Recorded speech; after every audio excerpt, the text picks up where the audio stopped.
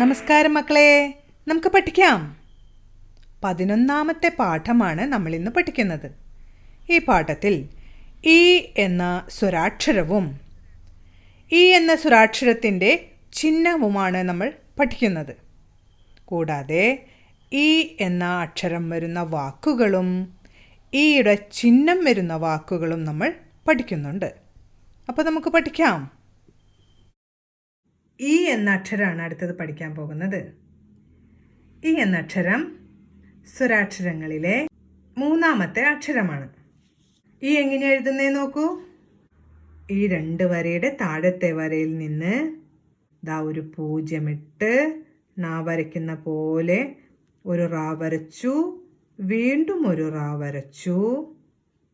നീ കണ്ടോ, ഇങ്ങനെയായി. ഇപ്പോൾ ഇതിന് ശേഷം ഈ വരയെ നേരെ വളച്ച് ഈ അടിയിലത്തെ വരയിലൂടെ കൊണ്ടുവന്നിട്ട് ഇങ്ങോട്ട് വളച്ച് വയ്ക്കുക. ഇത്രയേ ഉള്ളൂ ഇ. ഇതാണ് ഇ എന്ന അക്ഷരം. എങ്ങനെയാണ് ഒരിക്കൽ കൂടി എഴുതാം. ന എന്ന അക്ഷരം എഴുതുന്ന പോലെ എഴുതാൻ തുടങ്ങണം. ഇത്രത്തോളം എത്തുമ്പോൾ ആ വരയെ നേരെ ഈ അടിയിലത്തെ വരയിലൂടെ വളച്ച് കൊണ്ടുവന്ന് അതിന് താഴേക്ക് ആ വരയെ വളച്ചു വെക്കുന്നതാണ് ഇ എന്ന അക്ഷരം. എങ്ങനെയാണ് ഒരിക്കൽ കൂടെ നോക്കൂ. ഈ 2 വരയുടെ താഴത്തെ വരയിൽ നിന്ന് തുടങ്ങി നാ വരയ്ക്കുന്ന പോലെ 2 റാ മാത്രം വരച്ചു, അടിയിലത്തെ വരയിലൂടെ നീട്ടിക്കൊണ്ടുവന്നതിന് ശേഷം വളച്ചു വെച്ചു. ഇതാണ് ഇ എന്ന അക്ഷരം. ഇനി നമുക്ക് ഈ വരുന്ന വാക്കുകൾ എഴുതി പഠിക്കാം. ആദ്യം നമ്മൾ പഠിക്കുന്ന വാക്ക് ഇല്ല എന്നാണ്. ആദ്യം ഇ എഴുതുന്നു. ഇ. ഇപ്പൊ ഇ എഴുതി തൊട്ടടുത്തായിട്ടൊരു ല വരച്ചു. എങ്ങനെ വായിക്കുക? ഇ ല, ഇല. അതിനുശേഷം നമ്മൾ എഴുതുന്നു ഇട്ടവം. അതിനായിട്ട് നമ്മൾ ആദ്യം ഇ വരച്ചു,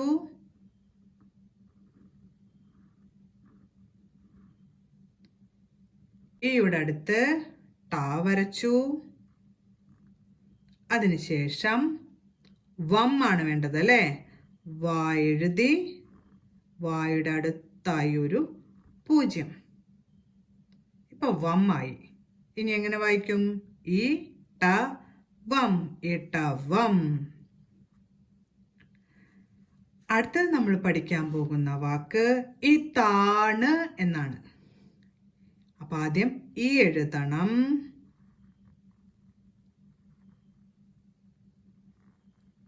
ഇയുടെ അടുത്ത് തന്നെയായിട്ട് താ വേണം അല്ലേ? താ എഴുതിയിട്ട് നീട്ടി ഉച്ചരിക്കാനായി എന്ത് ചിഹ്നം ഇടേണ്ടത്? ആ എന്നതിൻ്റെ ചിഹ്നം വേണം. ആ എന്നതിൻ്റെ ചിഹ്നം ഇട്ടു. അതിനുശേഷം ണ ആണ് വേണ്ടത് അല്ലേ? ണ എഴുതി എന്ന ഉച്ചാരണത്തിനായിട്ടൊരു ചന്ദ്രക്കലയും ഇട്ടു. ഇതാണ്, ഇതാണ്. അടുത്ത് നമ്മൾ പഠിക്കാൻ പോകുന്ന വാക്ക് ഇവ എന്നാണ്. ഇവ. ഇ എഴുതി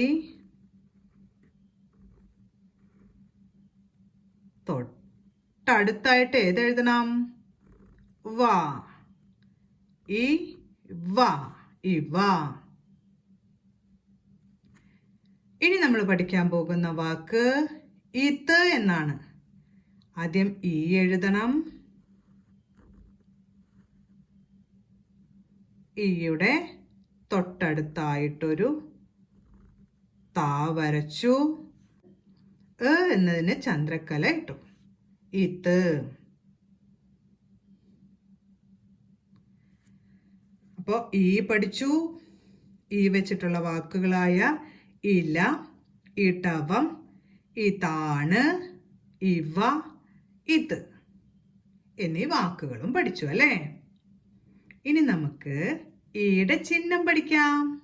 വ്യഞ്ജനാക്ഷരങ്ങളുടെ കൂടെ ഈ എന്ന ശബ്ദം കൂടി ചേരാനായിട്ട് ഒരു ചിഹ്നം ഇടണം.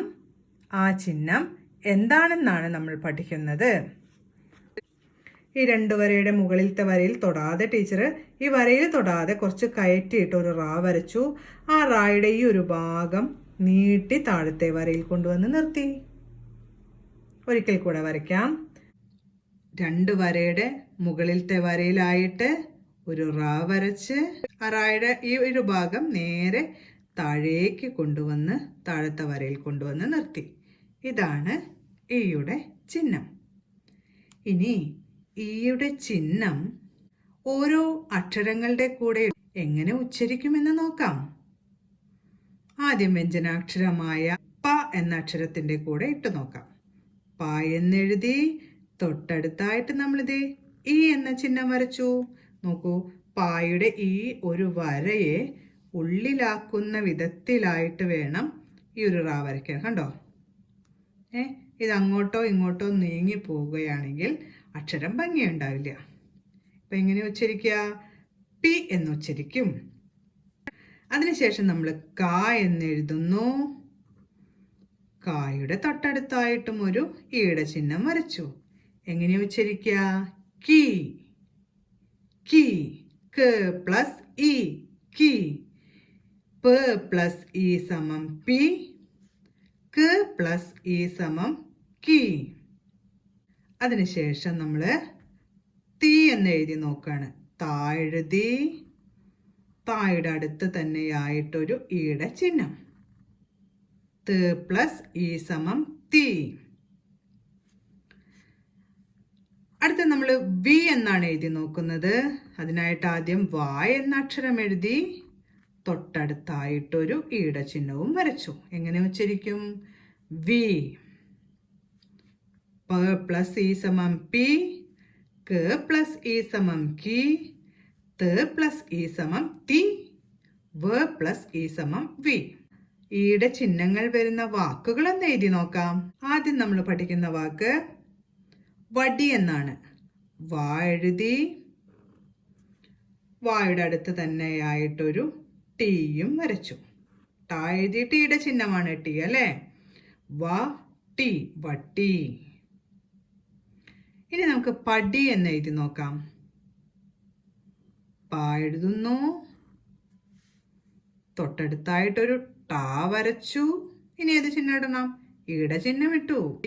അപ്പോഴാണ് ട് പ്ലസ് ഇ ആവുള്ളൂ. ടി, പടി. ഇനി നമ്മൾ എഴുതി പഠിക്കാൻ പോകുന്ന വാക്ക് തിര എന്നാണ്. താ എഴുതി തായുടെ അടുത്ത് തന്നെ ഒരു ഈയുടെ ചിഹ്നം ഇട്ടു. ഇപ്പൊ എങ്ങനെ വായിക്കും? തീ. അതിനുശേഷം രാ എന്ന അക്ഷരവും ഇട്ടു. തിര. ഇന്ന് നമ്മൾ പാഠം 11 പഠിച്ചു അല്ലേ? പാഠം 11 നമ്മൾ എന്തൊക്കെയാ പഠിച്ചത്? ഈ എന്ന അക്ഷരം പഠിച്ചു. ഈ വരുന്ന വാക്കുകളാണ് പിന്നെ പഠിച്ചത്.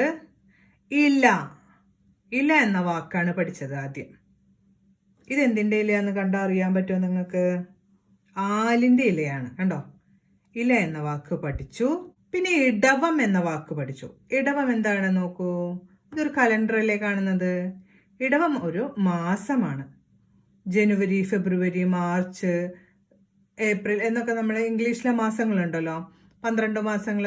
അതുപോലെ മലയാളത്തിലുണ്ട് ചിങ്ങം, കന്നി, തുലാം, വൃശ്ചികം, ധനു, മകരം എന്ന് പറഞ്ഞിട്ടുള്ള ഒരു 12 മാസങ്ങൾ. അതിലത്തെ ഒരു മാസമാണ് ഇടവം. പിന്നെ ഈ വരുന്ന കുറച്ച് വാക്കുകളാണ് നമ്മൾ പഠിച്ചത്. ഇതാണ്, ഇവ, ഇത്, ഈ വാക്കുകളും പഠിച്ചു അല്ലേ? പിന്നെ ഈ എന്ന അക്ഷരത്തിന്റെ ചിഹ്നമാണ് നമ്മൾ പഠിച്ചത്. ഈ എന്ന ശബ്ദം മറ്റക്ഷരങ്ങളുടെ കൂടെ ചേരാനായിട്ട് ഒരു ചിഹ്നമിടും. ആ ചിഹ്നം എന്താണെന്നാണ് നമ്മൾ പഠിച്ചത്. പായുടെ കൂടെ ഈ ഈയുടെ ചിഹ്നം ചേർത്തപ്പോൾ പി എന്ന് ഉച്ചരിക്കും എന്ന് പഠിച്ചു. കായുടെ കൂടെ ഈയുടെ ചിഹ്നം ചേർക്കുമ്പോൾ കി എന്ന് ഉച്ചരിക്കുമെന്ന് പഠിച്ചു. തായുടെ കൂടെ ഈയുടെ ചിഹ്നം ചേർക്കുമ്പോൾ തീ എന്ന് ഉച്ചരിക്കുമെന്ന് പഠിച്ചു. വായുടെ കൂടെ ഈയുടെ ചിഹ്നം ചേർക്കുമ്പോൾ വി എന്ന് ആകുമെന്നും പഠിച്ചു. അതിനുശേഷം നമ്മൾ വാക്കുകളാണ് പഠിച്ചത്. ഈയുടെ ചിഹ്നം വരുന്ന വാക്കുകൾ ഏതൊക്കെയാണ് പഠിച്ചത്? വടി, പടി.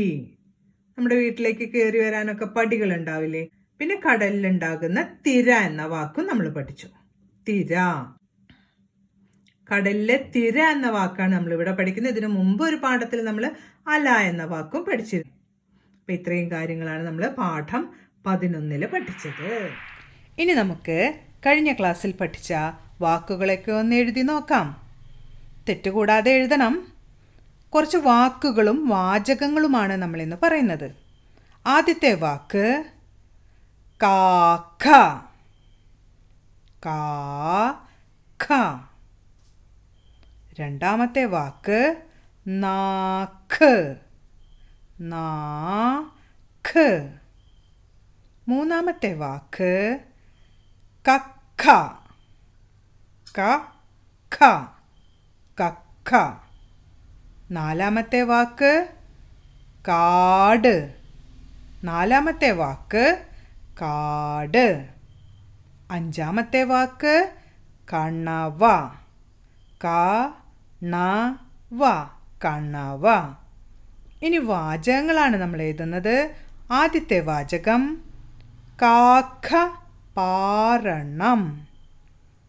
കാക്ക പാറണം.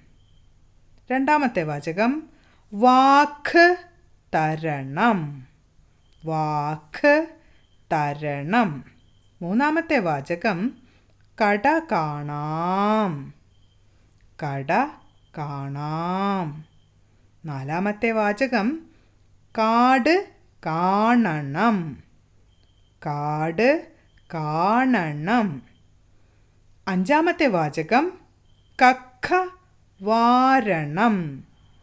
കക്ക വാരണം. വായിക്കാൻ തന്ന വാചകങ്ങളൊക്കെ കണ്ടല്ലോ.